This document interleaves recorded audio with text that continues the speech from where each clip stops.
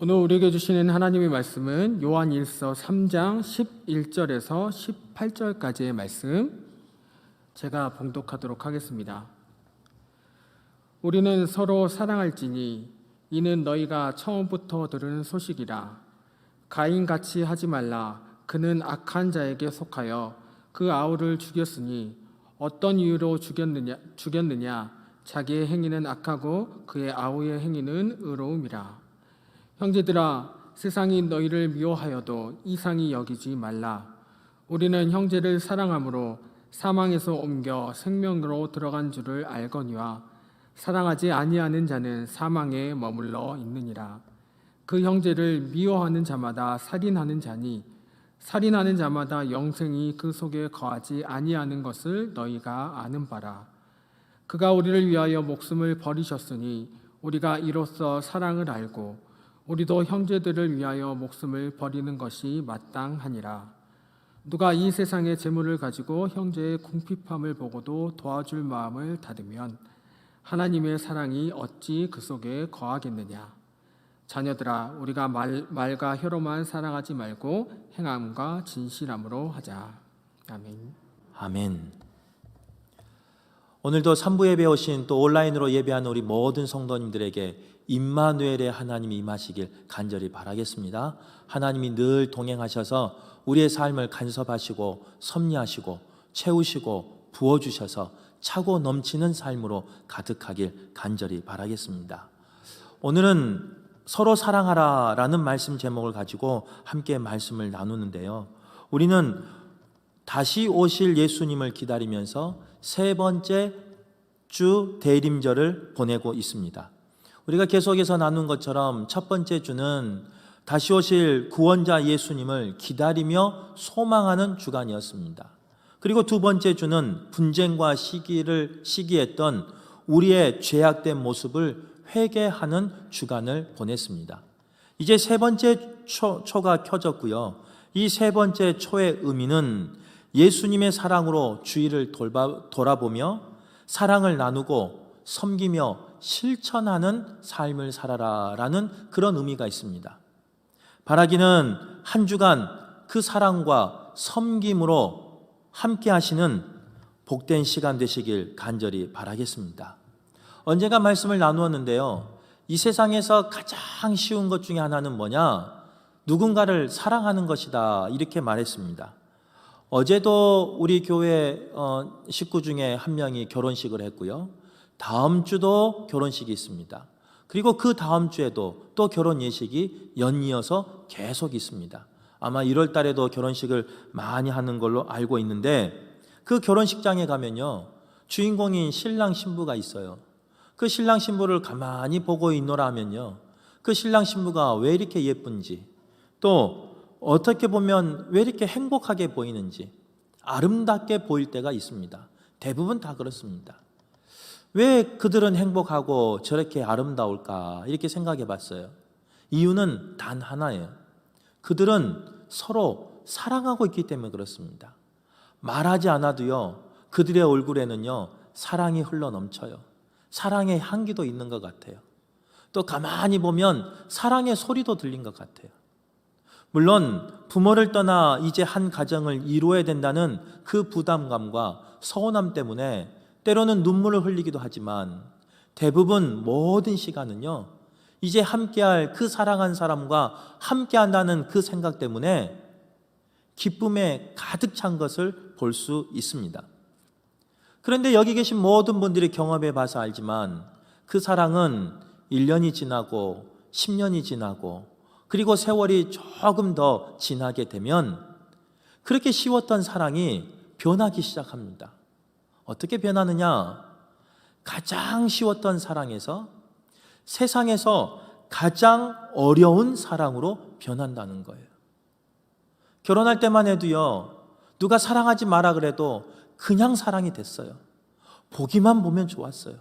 밥을 안 먹어도 좋았어요. 그런데 시간이 되면 이제는 노력해야 사랑하게 됩니다. 또 더 시간이 지나면요, 노력에서 끝나지 않습니다. 때로는 희생해야, 나의 것을 내려놓고 모든 자존심까지 포기해야 그 사랑을 유지할 때가 있습니다. 그렇게 사랑이 어려워져 버릴 때가 있어요. 부부간의 사랑만 그런 게 아닙니다. 부모와 자녀와의 사랑도 마찬가지입니다. 태어날 때는 이 세상 무엇을 줘도 아깝지 않는 그런 자녀예요.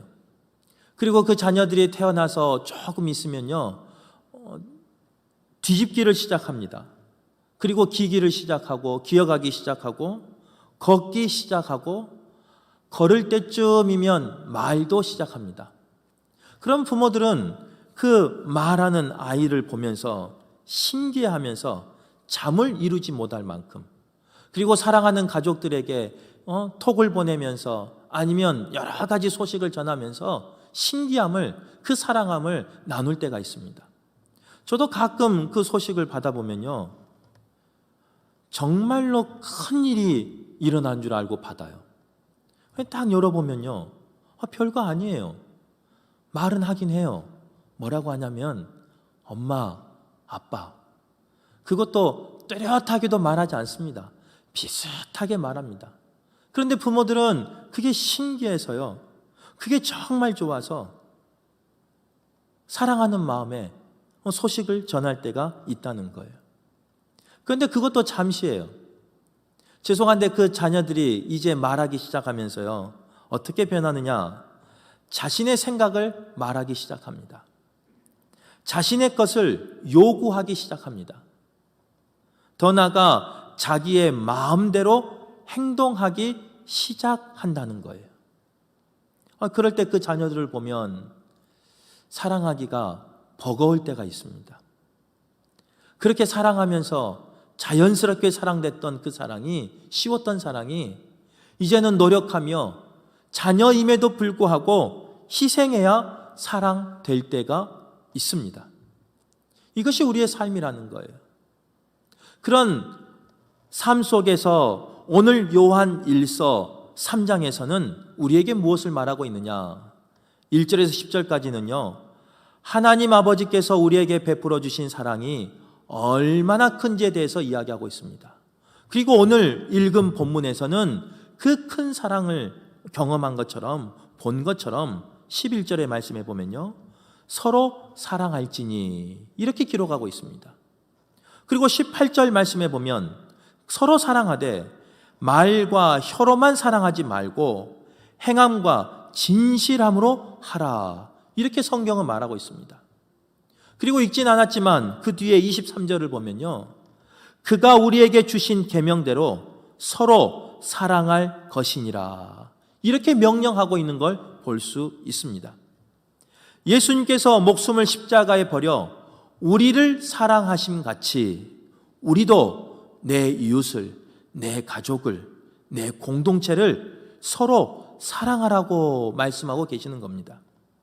바라기는 오늘 예배하는 모든 분들이 오늘 말씀을 통하여 서로 사랑하는 한 주간 되시고 서로를 섬기는 한 주간 되시길 간절히 바라겠습니다. 그렇다면 우리는 어떻게 서로 사랑할 수 있을까? 그 첫 번째는요, 감사할 때 사랑할 수 있다는 겁니다. 오늘 본문 12절에서 15절 말씀을 읽어보면 서로 사랑하지 않고 그 형제를 미워하는 자에 대해서 기록하고 있습니다. 형제를 미워하는 사람은 과연 어떤 사람이냐? 가인과 같은 사람이다 라고 말하고 있어요. 세상이 사랑하는 자다, 세상에 속한 자다, 이렇게 말하고 있어요. 사망에 머물러 있는 자다 라고 말하고 있어요.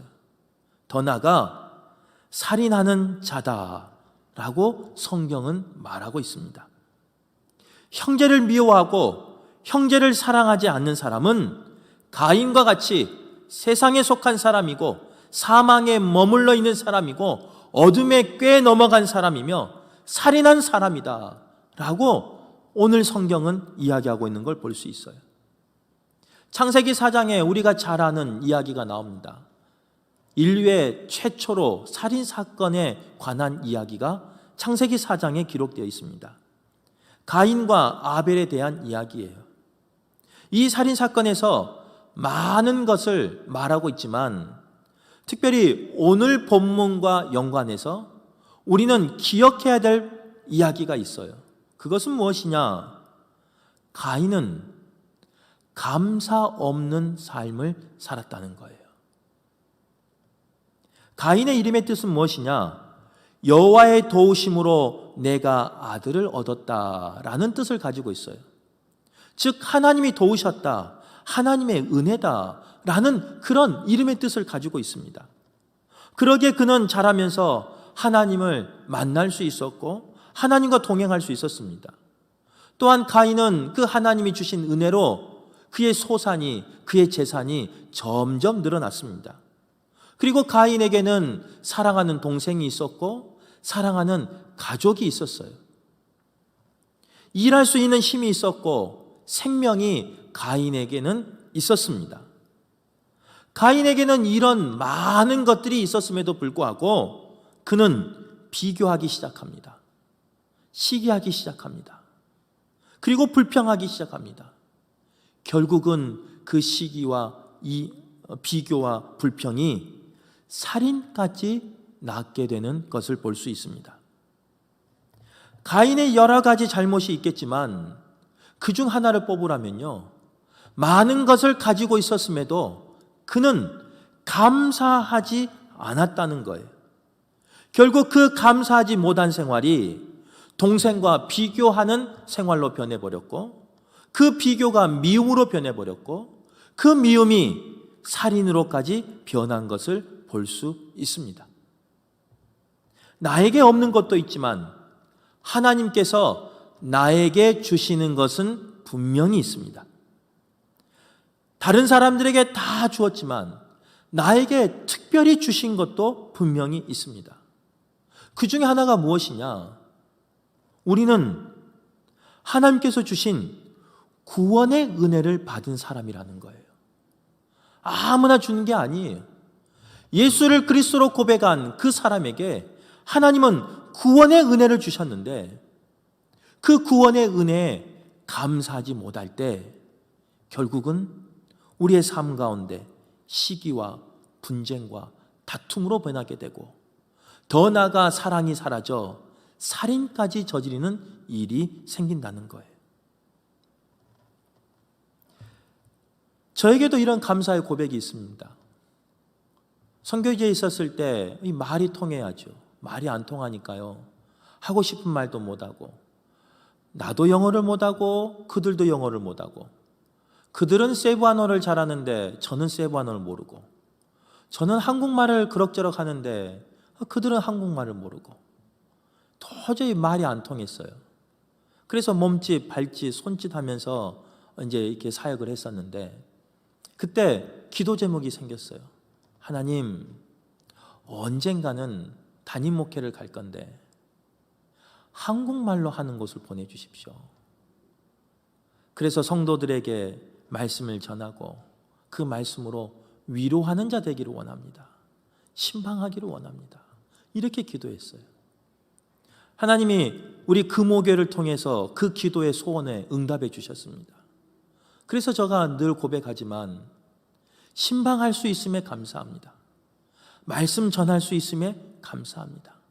그것도 한국말로 전할 수 있어서 감사합니다. 그런데 그 감사함의 고백은 감사함의 고백으로 끝나지 않습니다. 우리 성도님들을 바라볼 때요, 얼마나 사랑스러운지 몰라요. 우리 성도님들 한 분 한 분을 기억할 때마다 얼마나 사랑스러운지 몰라요. 꼭 내 피부치처럼 사랑스러울 때가 있습니다. 바로 감사가 주는 축복이에요. 하지만 감사가 없다면 그런 살부치를 사랑하는 마음이 아닌 살인하는 마음이 생길 수 있다는 거예요. 바라기는 오늘 예배하는 모든 분들 삶 가운데 감사를 회복하시길 간절히 바라겠습니다. 그 회복된 감사를 통하여 내 이웃이 살부치로 보여지기를 바라고 살부치로 대해지기를 간절히 바라겠습니다. 두 번째로 우리가 어떻게 사랑해야 되느냐? 용서함으로 사랑해야 된다. 이렇게 성경은 말하고 있는 걸 볼 수 있습니다. 누가복음 23장의 말씀에 보면요, 죄 없으신 의로우신 예수님이 십자가에 달린 사건 이야기가 나옵니다. 예수님께서 십자가에 달리셔서 마지막에 그 십자가에 못 박은 유대인들을 향하여 이렇게 기도합니다.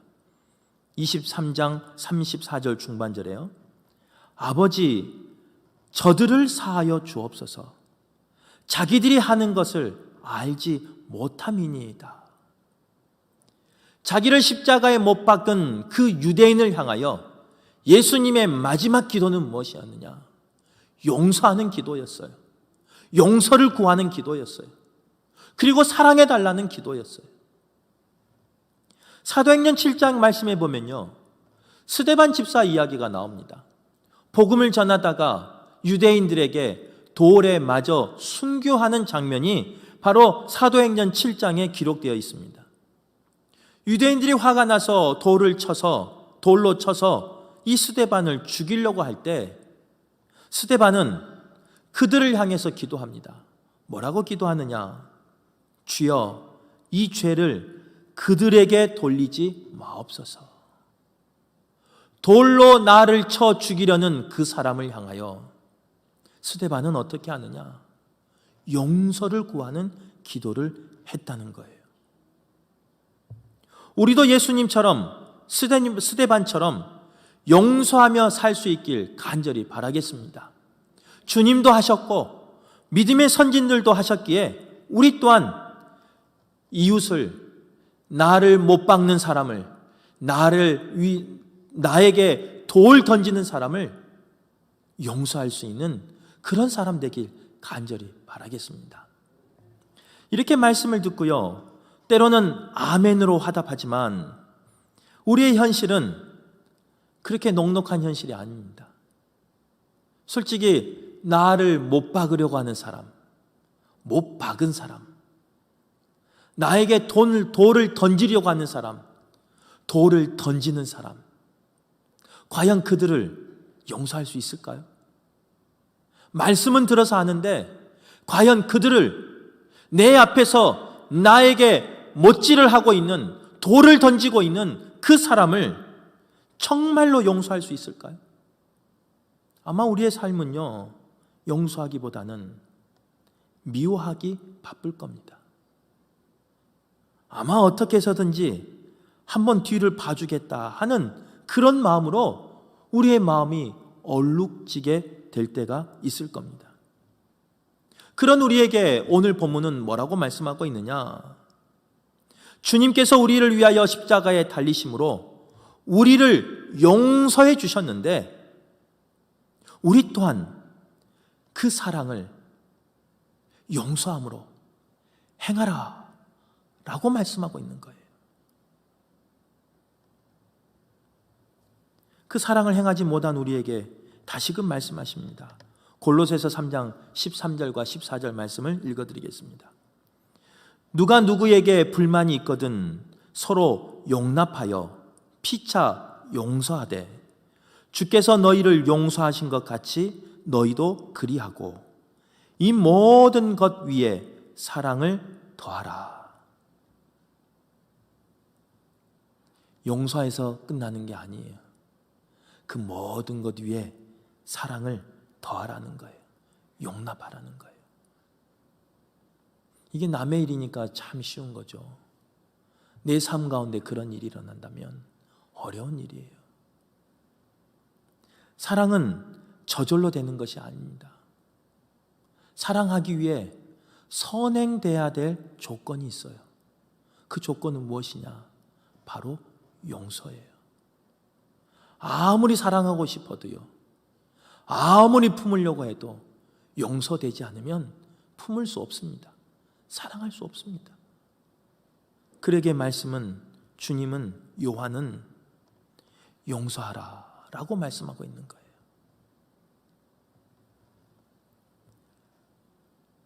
오늘 이 말씀에 자유로운 사람이 아닙니다. 제가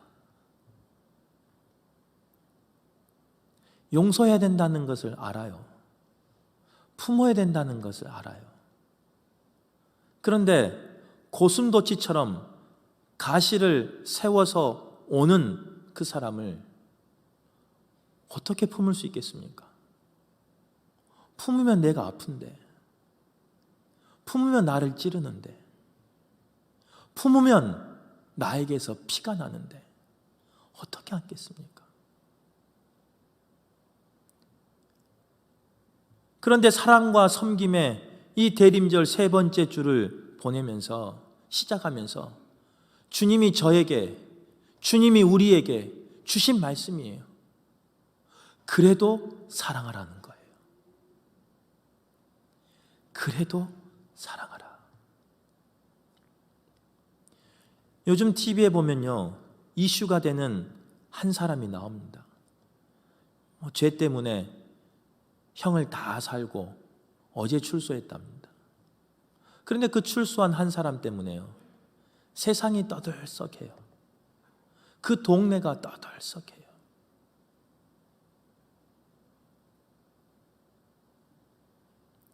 물론 그 일이 우리 동네에서 일어나지 않기 때문에 편하게 말하는지도 모르겠습니다. 물론 그 일이 우리 아파트에서 일어나지 않았기 때문에, 우리 가족 가운데 일어나지 않았기 때문에 편하게 말할 수도 있습니다. 하지만 성경에서는 뭐라고 말하고 있느냐? 그래도 용서하고 사랑하라 라고 말하고 있습니다. 우리 성도님들, 과연 그분을 그래도 용서하고 그래도 사랑할 수 있겠습니까?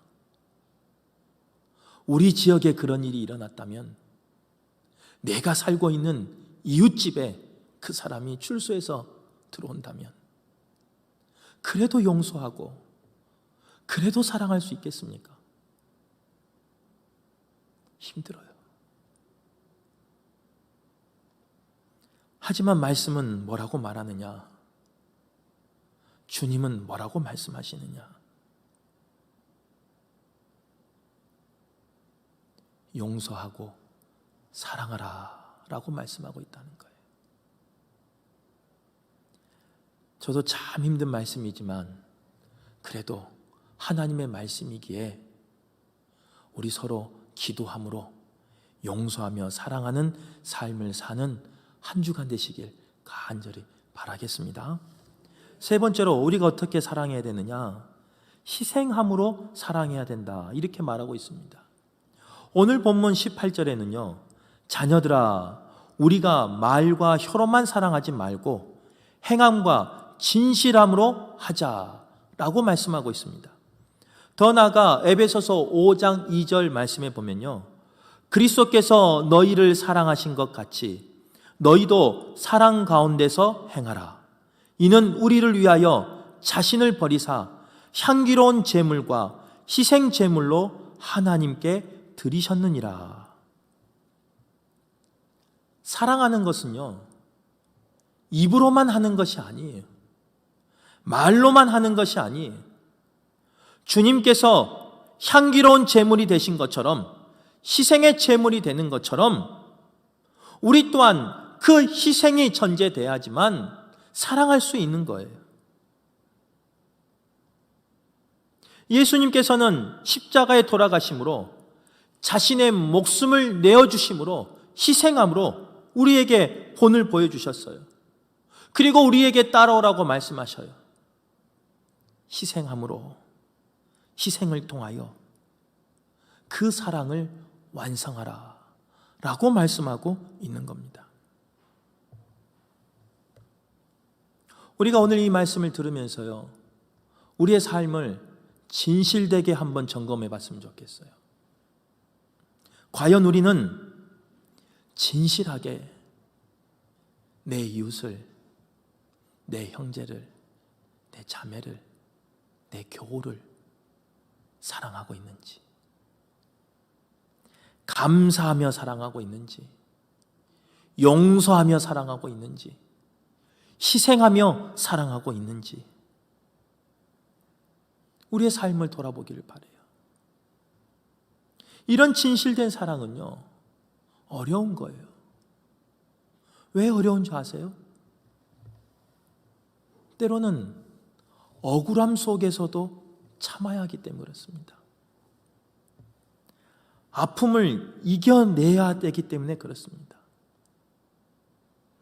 때로는 고통과 희생이 필요할 때도 있습니다. 우리의 이기적인 본능은요, 이웃을 사랑하기가 힘듭니다. 더 정확히 말하면 나의 이기적인 본능은 이웃을 사랑하기가 싫을 때가 있습니다. 그런데 성경 말씀은 뭐라고 말하느냐? 우리의 이기적인 본능을 이길 때에만이, 그래서 감사함으로, 용서함으로, 희생함으로 나아갈 때만이 사랑할 수 있다라고 말하고 있습니다. 대림절 셋째 주를 보내고 있는 우리 모두가 내 이웃을 사랑하길 바랍니다. 그런데 그 사랑할 때 나의 이기적인 본능을 이기며 사랑하시길 간절히 바랍니다. 본능을 쫓아가는 것이 아니라, 내 마음에 끌리는 대로 쫓아가는 것이 아니라 하나님의 말씀에 이끌려 쫓아가는 우리 성도들 되길 간절히 바랍니다. 그래서 예수님이 보여주셨던 그 사랑의 본을 모두 보이시고, 그 사랑의 본을 모두 섬김으로 나타내는 그런 교우들 되길 간절히 바라겠습니다. 말씀을 정리하겠습니다. 오늘 들은 말씀을요, 요한 1서 4장 20절 말씀에 비유하면 이렇습니다. 우리가 입으로 하나님을 사랑한다고 하면서 마음으로 누군가를 미워한다면 우리는 거짓말하는 사람입니다. 거짓말쟁이 돼요. 우리가 보이는 이웃도 사랑하지 못하면 우리는 보이지 않은 하나님을 사랑할 수 없습니다. 보이는 이웃을 사랑하지 않고 미워하면 입술로 아무리 하나님을 사랑한다고 찬송하고 기도하고 고백해도 하나님 보시기에는 거짓말하는 것입니다. 얼마나 무서운 말씀이에요. 솔직히 말하면요, 이 말씀 가운데 가장 자유롭지 못한 사람은 우리 성도님들이 아니에요. 목회자인 저예요. 사랑하라 라고 말하면서,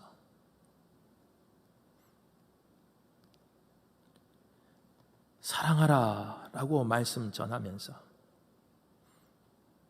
내 마음에 미워하는 마음이 있다면 하나님은 분명히 말씀하실 겁니다.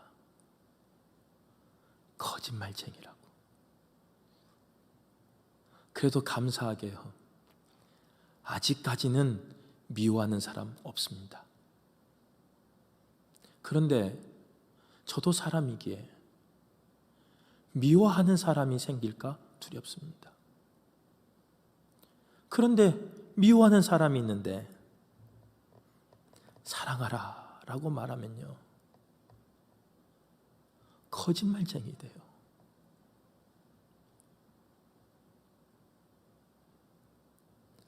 그래서 우리 성도님들이 함께 기도해 줬으면 좋겠어요. 목회자가 목회하면서 절대로 미워하는 사람 생기지 않도록. 왜 그러냐면요, 하나님의 말씀을 전하는데 거짓말쟁이가 돼서 전하면 되겠습니까? 그래서 꼭 기도해 주시기를 바라요. 특별히 부족한 저를 위해서 기도해 주시기를 바라요.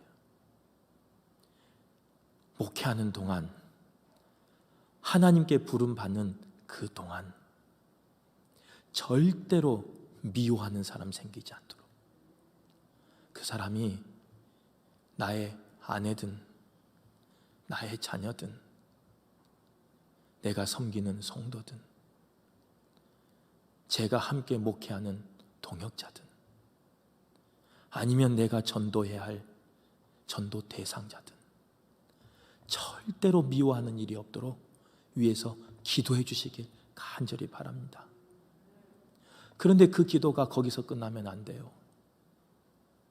우리 성도님들도 그런 기도의 도전을 받으세요. 하나님을 사랑한다라고 말하면서 누군가를 찍어내야지, 누군가를 참수하며 누군가를 미워한다면 죄송한데 거짓말쟁입니다. 저는 저와 함께 신앙생활하는 우리 성도님들이, 우리 목회자가 그런 거짓말쟁이 안 됐으면 좋겠습니다. 나의 본성은, 나의 본능은 미워하는 대로, 싫어하는 대로 끌리지만 그 본능을, 그 본성을 이기시기를 간절히 바랍니다. 거슬리기를 간절히 바랍니다. 그래서 힘들지만 기도함으로, 함께함으로 하나님의 말씀을 조금이라도 지키길 간절히 바랍니다. 그 사랑하라는 그 명령을 지키기 위해서 몸부림치는 저와 여러분 되길 간절히 바랍니다.